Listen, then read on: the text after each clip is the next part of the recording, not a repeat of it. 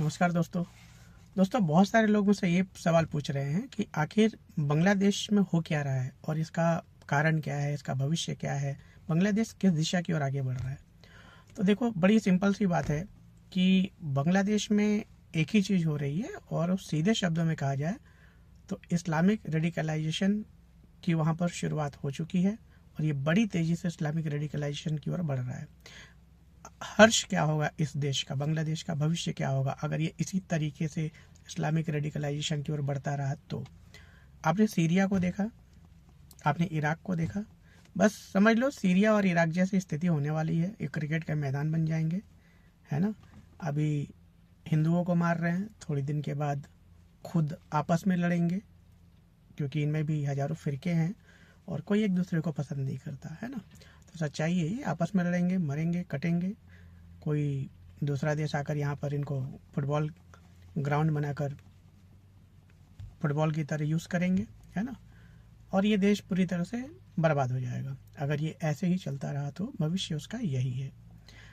अब इसका मूल कारण क्या है? तो मूल कारण ये है कि देखिए, जब भी किसी देश में अगर डेमोक्रेसी नहीं है, लोकतंत्र नहीं है, आप जब लोकतंत्र को वहाँ से उखाड़ फेंकते हैं और तानाशाही शासन आती है, तो तानाशाही शासन में कोई अकाउंटेबिलिटी तो होती नहीं है। आज वहाँ पर मोहम्मद यूनुस जो भी संचालक हैं उस देश के, उनके पास अकाउंटेबिलिटी क्या है? क्या वो चुनाव में जाएंगे तो जनता उनको बहुमत से जिताएगी? शायद नहीं।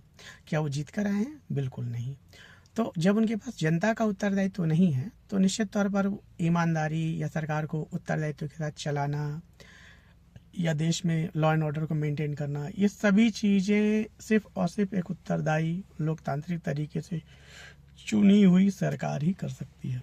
इसके अलावा किसी भी प्रकार की कोई सरकार तख्ता पलट करके आ जाए और ख़ुद को तानाशाह की तरह देश को चलाना शुरू कर दे, तो उसके बस में नहीं है लॉ एंड ऑर्डर को मेंटेन करना। तो मोहम्मद यूनुस का ये समय याद रखा जाएगा कि इतने बड़े economist, Nobel peace prize winner, यानी यहाँ से तो कमज़ोर नहीं है, लेकिन देखिए, सिर्फ यहाँ से बुद्धिमान होना इस बात की निशानी नहीं है कि आप समाज के लिए अच्छा करेंगे। एक अच्छे खासे भले देश की उन्होंने ऐसी की तैसी कर दी, है ना।